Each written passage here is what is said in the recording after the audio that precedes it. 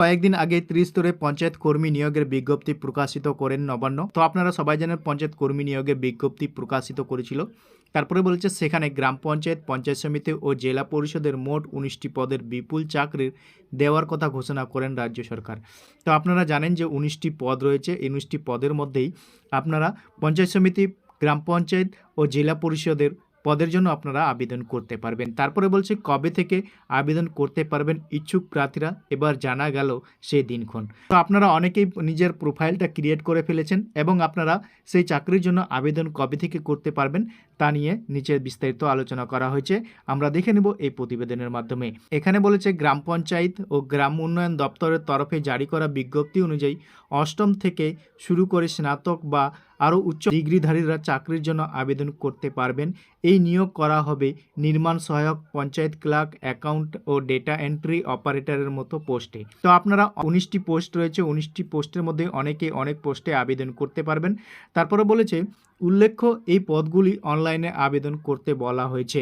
বর্তমানে গ্রাম পঞ্চায়েত দপ্তরের নির্দিষ্ট পোর্টালের মাধ্যমে রেজিস্ট্রেশন করতে পারছেন চাকরি প্রার্থীরা, কিন্তু সেখান থেকে আবেদন করা যাচ্ছে না। সেই প্রক্রিয়া কবে থেকে শুরু হবে তাও এখনও জানা যায়নি। তো আপনারা কবে থেকে আবেদন করবেন তা নিয়ে কিন্তু আরও ডিটেলসে জানবো আমরা এই প্রতিবেদনে। এখানে বলছে গ্রাম পঞ্চায়েত দপ্তরের সূত্রের খবর, লোকসভা নির্বাচনের দিনক্ষণ ঘোষণা হয়ে যাওয়ায় ওই প্রক্রিয়া বন্ধ রাখা হয়েছে। ভোটের পরে আবেদনপত্র গ্রহণ করা শুরু করবে সংশ্লিষ্ট দপ্তর। জুনের মাঝামাঝি থেকে আবেদনপত্র গ্রহণ করা শুরু হবে বলে মনে করছেন ওয়াকিবল মহল। তো আপনারা জুনের মাঝামাঝি থেকে আবেদন করতে পারবেন।